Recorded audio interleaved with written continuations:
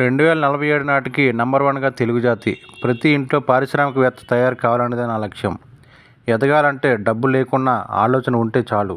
ప్రపంచ తెలుగు సమాఖ్య 12వ మహాసభల ప్రారంభోత్సవంలో ఏపీ సీఎం చంద్రబాబు.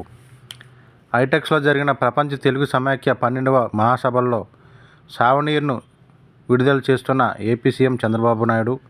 చిత్రంలో సురేష్ నాయుడు, కృష్ణయల్ల, యార్లగడ్డ హరిశ్చంద్ర ప్రసాద్, ఇందిరాదత్, కవితాదత్, ప్రభాకర్ రెడ్డి, బివి మోహన్ రెడ్డి, ఉమా చిగురుపాటి. తెలుగువారు ఐటీని అందిపుచ్చుకున్నారు. అందుకే ప్రపంచవ్యాప్తంగా విస్తరించారు.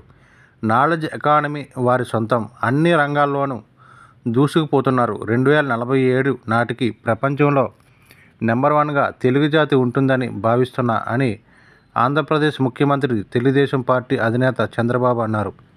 తెలుగువారు ఎక్కడున్నా సంఘటితంగా పరస్పరం సహకరించుకుంటూ ముందుకు సాగాలని పిలుపునిచ్చారు.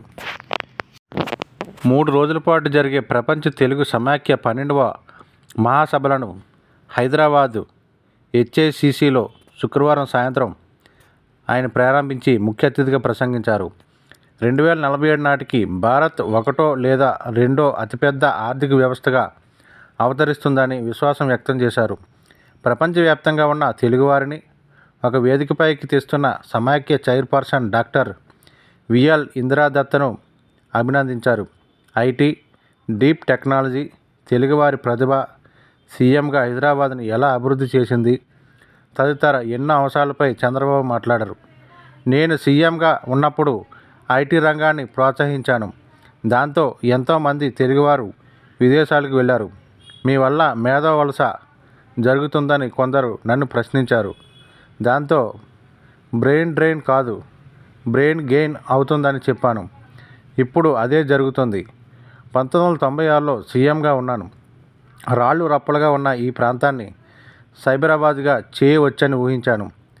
ఆనాడు విజన్ 2020 రూపొందించాను. చాలామంది ఎగతాళిగా మాట్లాడారు. ఇప్పుడు హైదరాబాద్ మేటైన నగరంగా కావడంలో ఆనాటి తెలుగుదేశం పార్టీ ప్రభుత్వ పాత్ర ఉంది.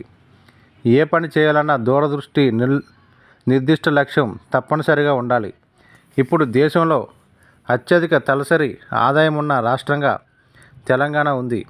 ఆనాడు తెలుగు ముద్దుబిడ్డ పివి ప్రధానిగా ఆర్థిక సంస్కరణలు అమలు చేసి దేశానికి దశ దిశ చూపారు.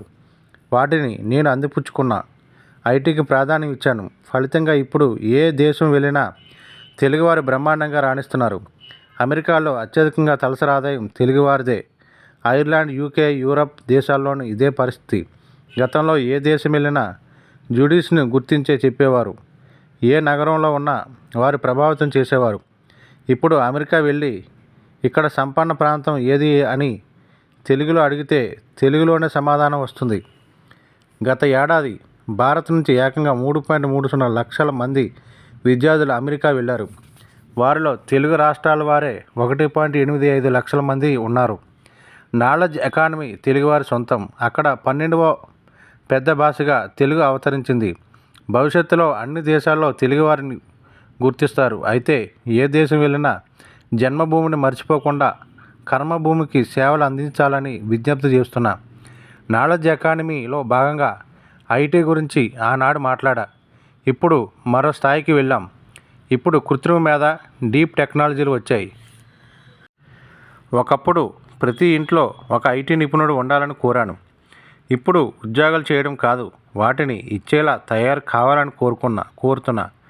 ప్రతి ఇంట్లో ఏఐని వినియోగించుకోవాలి. దాని సహాయంతో సరైన నిర్ణయాలు తీసుకోవాలి.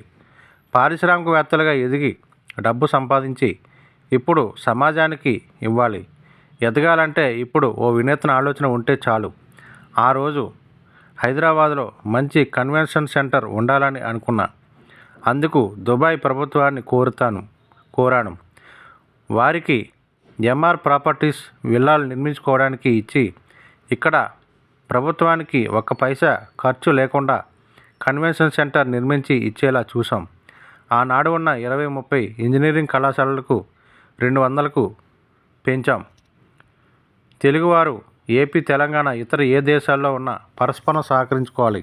ఆనాడు విజన్ 2020 తయారు చేశాం. ఇప్పుడు ప్రధాని మోదీ 2047 నాటికి వికసిత్ భారత్ లక్ష్యంగా పెట్టుకున్నారు. అప్పటికి 1 లేదా 2వ స్థానంలో మన దేశం నిలుస్తుందనడంలో సందేహం లేదు. అందుకు కారణం సాంకేతిక వినియోగం, యువ జనాభా, ఆంత్రప్రెన్యూర్షిప్ మన వారికి ఉండటమే. ఆంత్రప్రెన్యూర్షిప్లకు ఒక ఉదాహరణ ర్యాపిడో. ఒక చిన్న ఆలోచనతో తెలుగు యువకుడు రిషికేష్ కోటీశ్వరుడయ్యారు.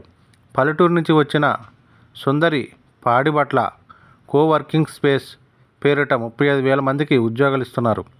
ఏపీలో 5,000 మందికి కొలువులు ఇస్తామని ఆమె ముందుకొచ్చారు. తెలుగువారు ఎక్కడున్నా తెలుగు రాష్ట్రాల్లో పెట్టుబడులు పెట్టాలి. పేదరికం లేని సమాజం మన లక్ష్యం కావాలి. ఇప్పుడు కొద్ది కాలంలోనే కోట్లు సంపాదిస్తున్నారు. అమెరికా వెళ్ళాం, కంపెనీలు పెట్టాం, బిలియన్లు సంపాదిస్తున్నామని చెబుతున్నారు. ఇది సంతోషమైన